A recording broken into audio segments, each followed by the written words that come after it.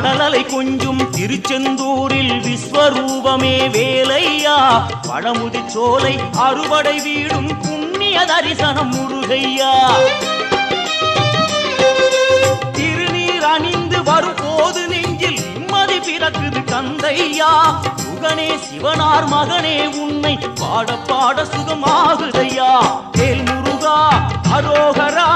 அரோகரா வேல் முருகா